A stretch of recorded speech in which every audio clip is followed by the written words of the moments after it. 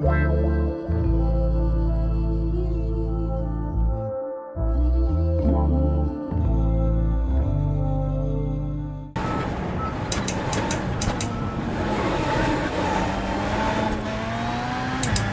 is Moza's brand new sequential shifter. I've been using it for the past week. Here's my initial impressions. When Moza said they were going to send me over the sequential shifter to try out, I had no idea how much I needed this in my life. As an individual sequential shifter with a single purpose, it always seemed like a bit of a luxury to me to have something like this, but I've had so much fun with it, I just wanted to share it with you. This video was just going to be 15 minutes of me going into slow 3 left long, tightens turns 4 left unseen, but I'll give you some details about it anyway. But remember, the key thing is you'll be able to do this all day long. But Moza have just released this for $129. In the box you get the shifter, you get a USB cable to connect it to any PC. You don't need any existing Moza products for it to work. You get a network cable so you can attach it to your existing Moza products if you've got a shifter input on your wheelbase. Unfortunately on my R5 I don't have one. I thought I did, but it turns out it's actually a dash input. When I plug the cable into the dash port, the shifter lights up but it doesn't work. I'm hoping that Moza will be able to fix this with a firmware update in the future. I wasn't able to use it with my existing base, I've just been plugging it straight in over USB and it all works completely fine, plug and play. In terms of mounting, the shifter comes with M6 bolts and washers, but I mounted it straight to my profile with some M8 bolts and it works perfectly for that. It has 3 mounting holes at the front and 3 at the rear, so there's lots of flexibility in how you mount it. Moza do also sell a desk mount, but I don't have it to test. In terms of the build quality, it's all CNC machined aluminium and steel. You can see it's really nicely designed. I did manage to scratch it a little bit, being careless with some metal tools, so do be a bit careful if you're adjusting it. But other than that, Moza have absolutely smashed it with this, and that's something that I always appreciate with Moza products. The build quality just feels so nice and it's so tactile to use. It uses a Hall effect sensor to measure the shifts using magnets, so it won't wear out no matter how much rallying you do. You can see this is height adjustable, and I didn't realise how important this was, but for me it's been absolutely superb being able to get it really close to my wheel, just so you can get over to the shift much faster from the steering wheel. We've got 2 tactile RGB buttons, and I actually use one of these as a handbrake at the moment because I don't have a dedicated handbrake.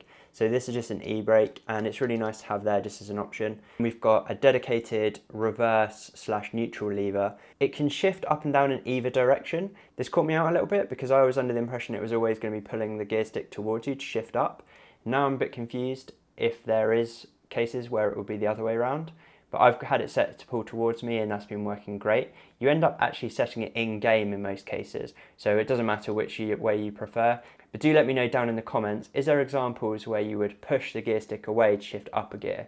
We've got an M12 thread for the shifter knob, so any traditional gear stick knob will fit onto this if you've got any other additional options that you're interested in. But I think this has been great so far. It's really nice to hold and I don't see any reason why I would change this. There's only one minor problem with this that I've noticed so far, and that's that there's a tiny bit of play before it starts to engage the shift.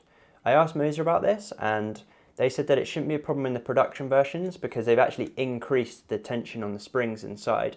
So here you can adjust the tension on this unit on both sides. So this allows you to make it firmer or softer when you're clicking it into gear. But the newer version, the production version that Moza have released, they claim the whole mechanism is actually slightly firmer than this, which will give you even more of a tactile response. It's not a problem, you definitely don't notice it while you're driving, it's just the only thing that makes it not perfect in my opinion. You can see it's so minor. So for the software and compatibility, as I said, I've been using it via USB and it can also be attached directly to existing Moza products such as the Moza Hub or other Moza wheelbases that have a shifter attachment. You use the Moza Pit House software, same as all of their other products, which allows you to adjust the colours on the buttons. So there's a range of colours that you can choose from for those. But there's no other changes that are needed within the software because everything else you do in-game. So you can set what your buttons do and which direction you want to shift in-game. As I said, I've been using the neutral lever as reverse, and I also have mapped this as a handbrake, and the reason for that is because I don't have a dedicated one and sometimes you just want to quickly nip it on if you want to get more rotation into a corner. and that's been working great actually. I've really enjoyed having that as a separate button. I prefer it to having it on my wheel because as my wheel is mid-rotation, my hands might not be directly where the button should be. So this is always in the same place and I can just easily reach over and press that. So far I've used the shifter with iRacing in Rallycross and I've really enjoyed that. I've been playing in Dirt 2 and also in Assetto Corsa. And it's been plug and play for all of those titles. All I've had to do is go into the settings and configure exactly what the buttons should map to. I had a quick look for other sequential shifters to compare it to price-wise, and the three main ones I found were the SimMagic Sequential, which was £250, the Huizenveld, which is £220, and the VNM Sequential and H-Pattern, which is £269. So when you compare this for £129, you could also get the Moza H-Pattern shifter for £139. I really would prefer to have it as a dedicated piece of equipment rather than something that does both but isn't in quite the right position for either. So to wrap up, if Moza wanted me to return this tomorrow, I would definitely buy another one, and the reason for that is because it's got me having so much fun in rally games and it's such a good tactile experience. I'm really enjoying it. If you'd like to learn more about the shifter, I've got an affiliate link below. It would help out the channel if you click it. But if you want to buy one of the shifters, definitely look for your local distributors because it's going to save you a whole lot of time and effort on shipping and you probably get a better price.